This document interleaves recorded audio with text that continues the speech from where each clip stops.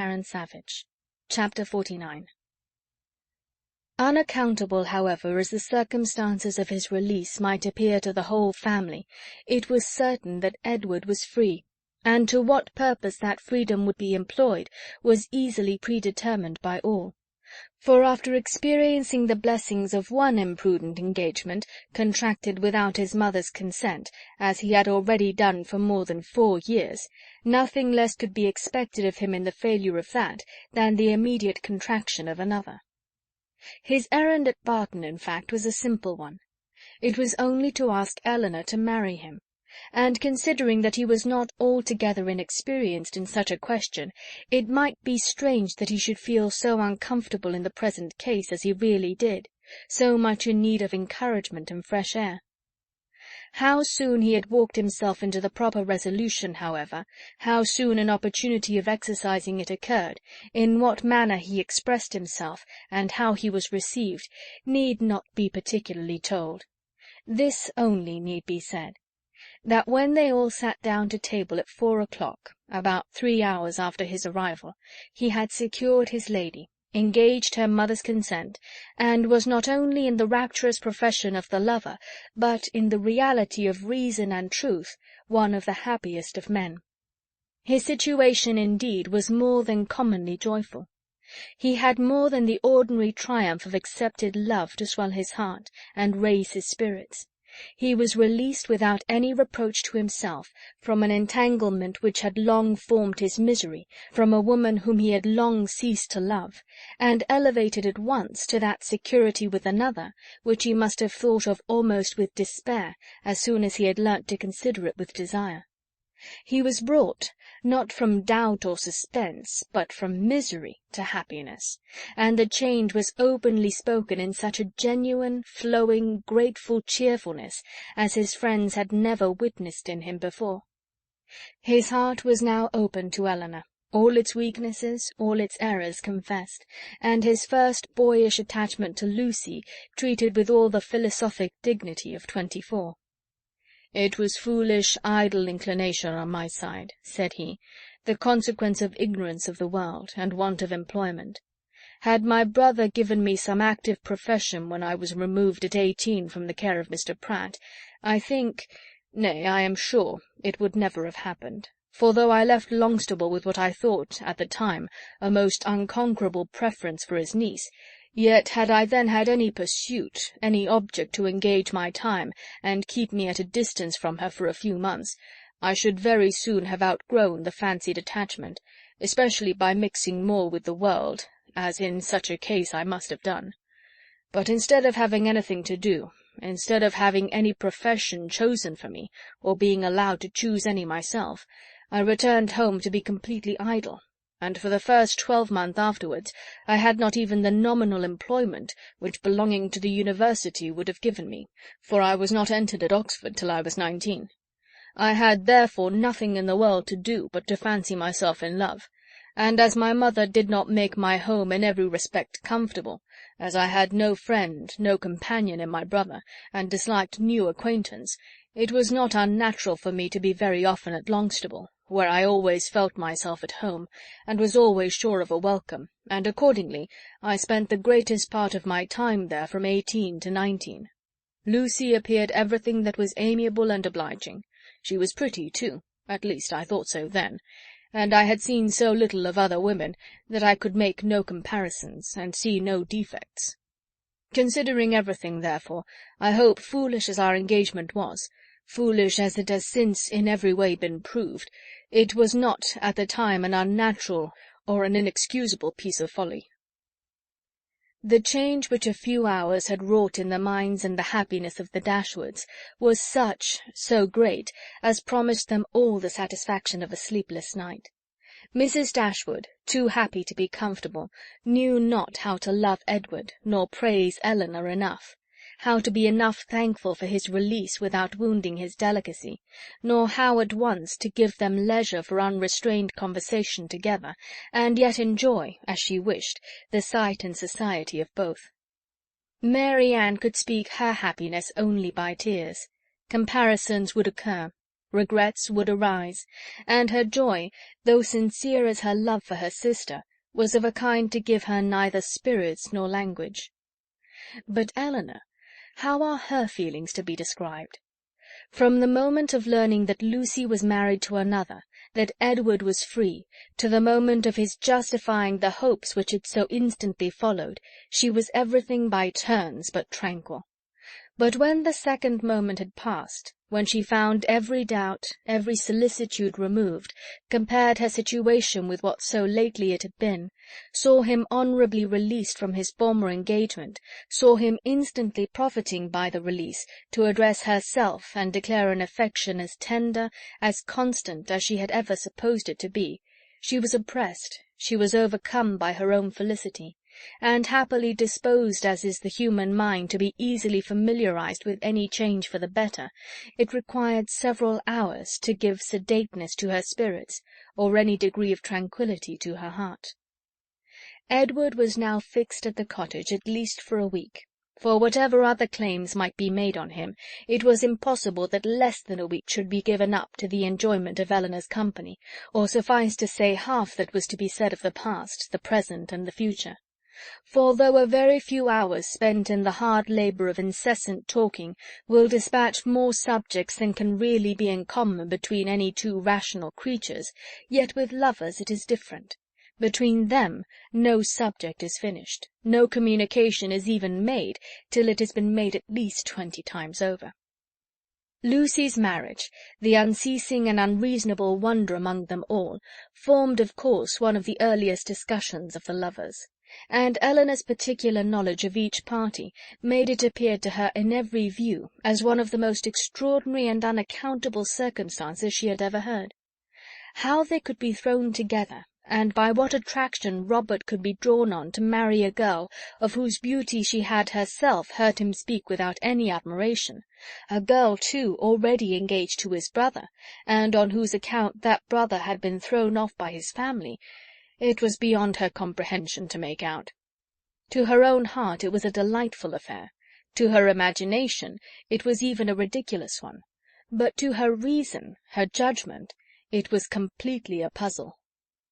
Edward could only attempt an explanation by supposing that, perhaps, at first accidentally meeting, the vanity of the one had been so worked on by the flattery of the other as to lead by degrees to all the rest. Eleanor remembered what Robert had told her in Harley Street, of his opinion of what his own mediation in his brother's affairs might have done, if applied to in time. She repeated it to Edward. "That was exactly like Robert," was his immediate observation, "and that," he presently added, "might perhaps be in his head when the acquaintance between them first began, and Lucy perhaps at first might think only of procuring his good offices in my favour. Other designs might afterward arise." How long it had been carrying on between them, however, he was equally at a loss with herself to make out. For at Oxford, where he had remained for choice ever since his quitting London, he had had no means of hearing of her but from herself, and her letters to the very last were neither less frequent nor less affectionate than usual. Not the smallest suspicion, therefore, had ever occurred to prepare him for what followed, and when at last it burst on him in a letter from Lucy herself, he had been for some time, he believed, half stupefied between the wonder, the horror, and the joy of such a deliverance. He put the letter into Eleanor's hands. "Dear Sir, being very sure I have long lost your affections, I have thought myself at liberty to bestow my own on another, and have no doubt of being as happy with him as I once used to think I might be with you. But I scorn to accept a hand, while the heart was another's. Sincerely wish you happy in your choice, and it shall not be my fault if we are not always good friends, as our near relationship now makes proper. I can safely say I owe you no ill will, and am sure you will be too generous to do us any ill offices.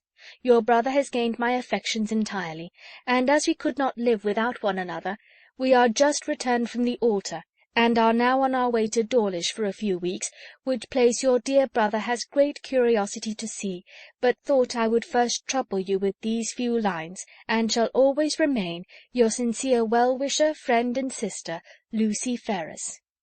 I have burnt all your letters, and will return your picture the first opportunity. Please to destroy my scrawls, but the ring with my hair you are very welcome to keep." Elinor read and returned it without any comment. "I will not ask your opinion of it as a composition," said Edward. "For worlds would not I have had a letter of hers seen by you in former days.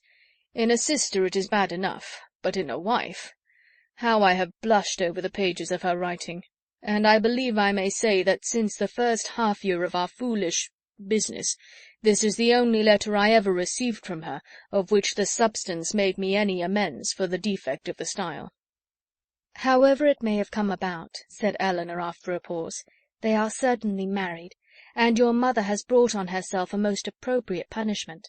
The independence she settled on Robert, through resentment against you, has put it in his power to make his own choice, and she has actually been bribing one son with 1,000 a year to do the very deed which she disinherited the other for intending to do.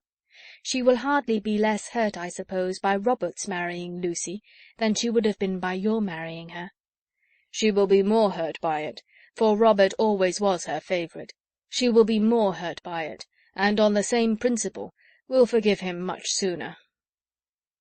In what state the affair stood at present between them, Edward knew not, for no communication with any of his family had yet been attempted by him. He had quitted Oxford within 24 hours after Lucy's letter arrived, and with only one object before him, the nearest road to Barton, had had no leisure to form any scheme of conduct with which that road did not hold the most intimate connection.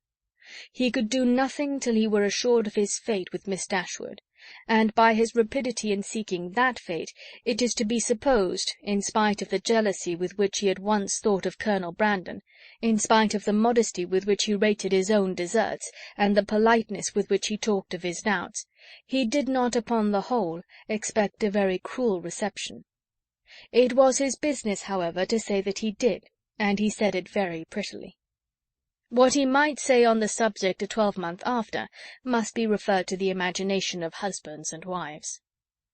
That Lucy had certainly meant to deceive, to go off with a flourish of malice against him in her message by Thomas, was perfectly clear to Elinor, and Edward himself, now thoroughly enlightened on her character, had no scruple in believing her capable of the utmost meanness of wanton ill nature.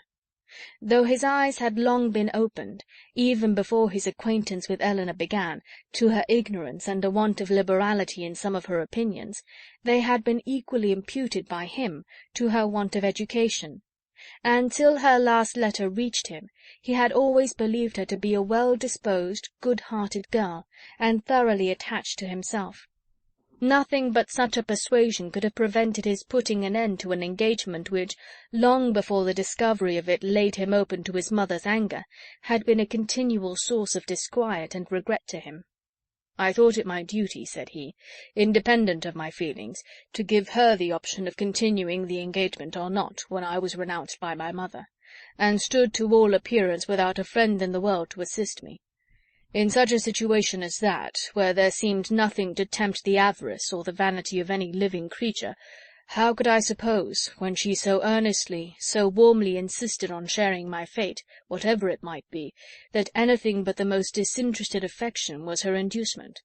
And even now, I cannot comprehend on what motive she acted, or what fancied advantage it could be to her to be fettered to a man for whom she had not the smallest regard, and who had only £2,000 in the world. She could not foresee that Colonel Brandon would give me a living." "No, but she might suppose that something would occur in your favour, that your own family might in time relent. And at any rate she lost nothing by continuing the engagement, for she has proved that it fettered neither her inclination nor her actions.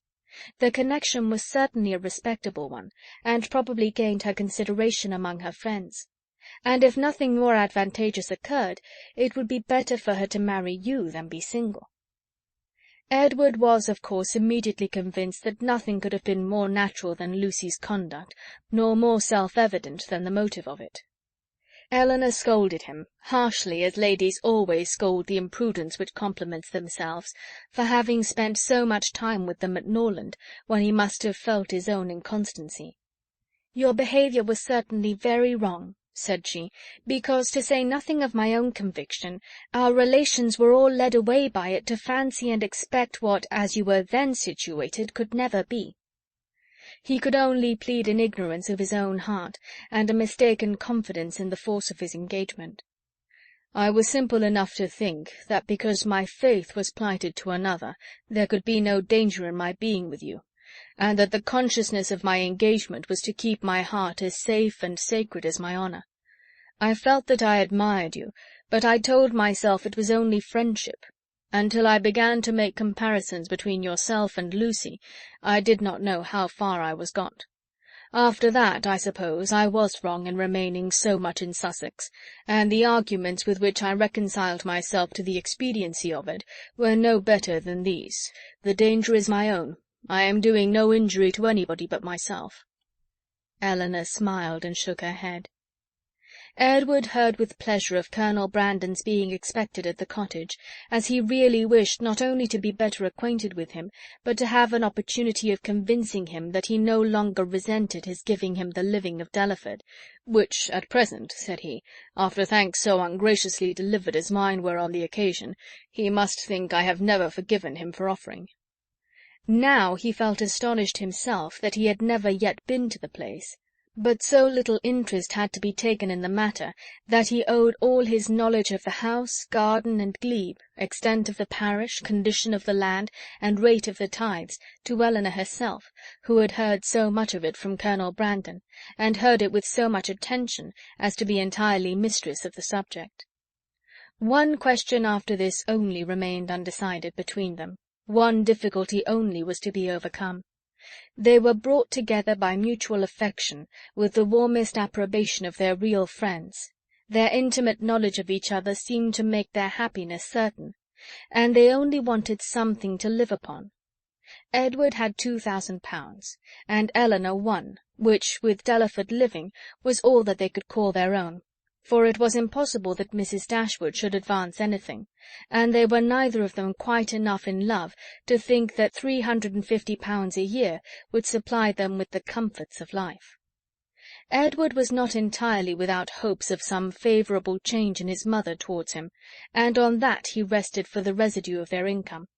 But Eleanor had no such dependence, for since Edward would still be unable to marry Miss Norton, and his choosing herself had been spoken of in Mrs. Ferrars's flattering language as only a lesser evil than his choosing Lucy Steele, she feared that Robert's offence would serve no other purpose than to enrich Fanny.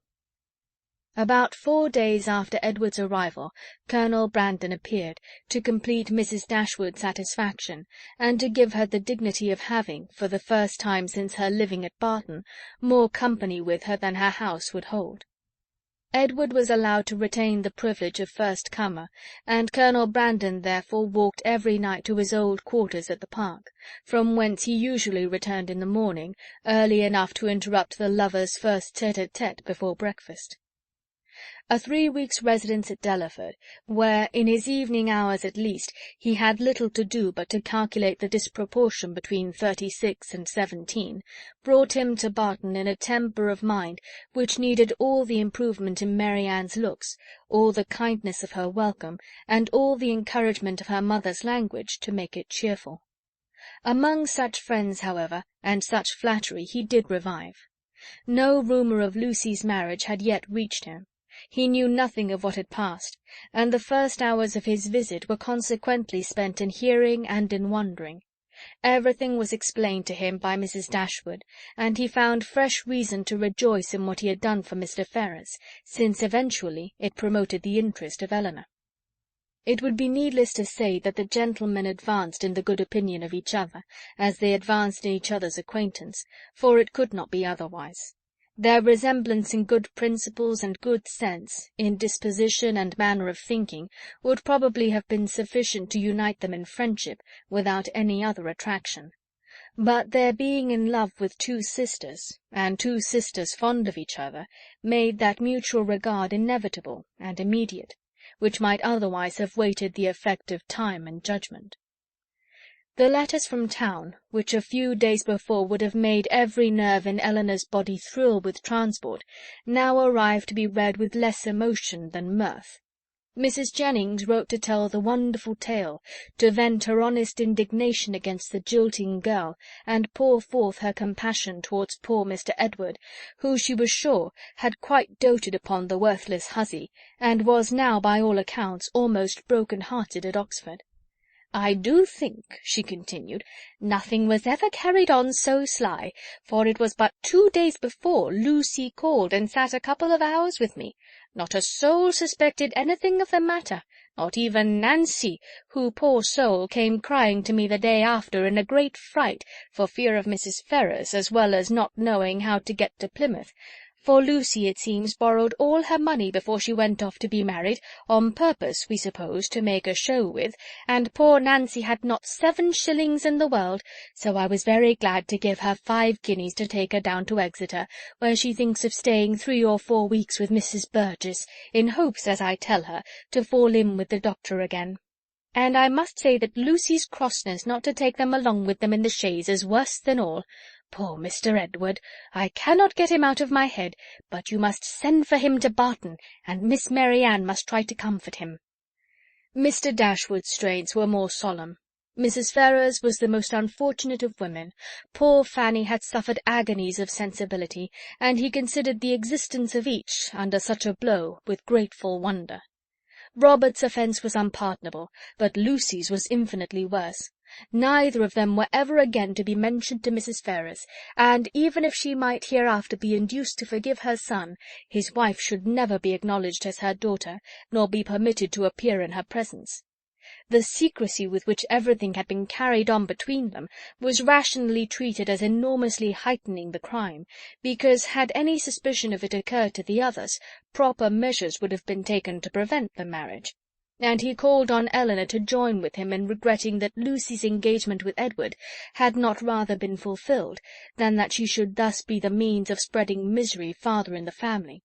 He thus continued: "Mrs. Ferrars has never yet mentioned Edward's name, which does not surprise us, but to our great astonishment not a line has been received from him on the occasion.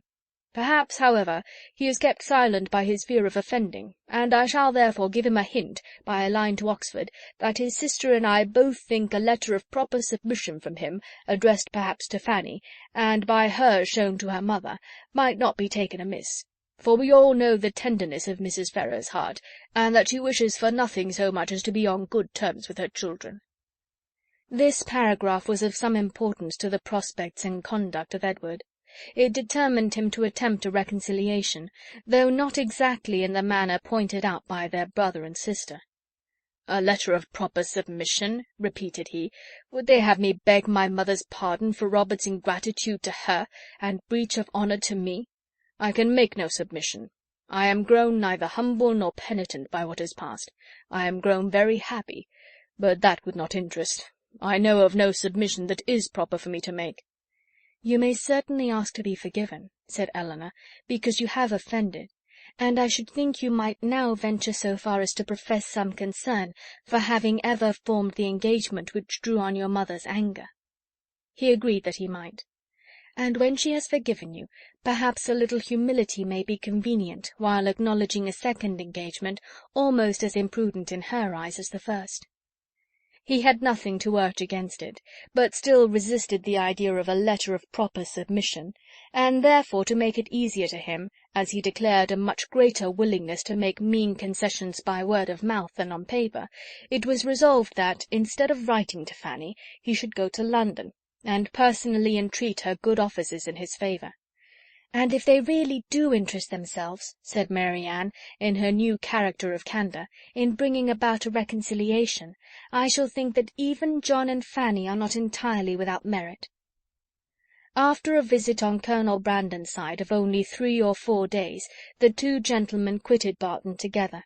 They were to go immediately to Delaford, that Edward might have some personal knowledge of his future home, and assist his patron and friend in deciding on what improvements were needed to it, and from thence, after staying there a couple of nights, he was to proceed on his journey to town. Chapter 49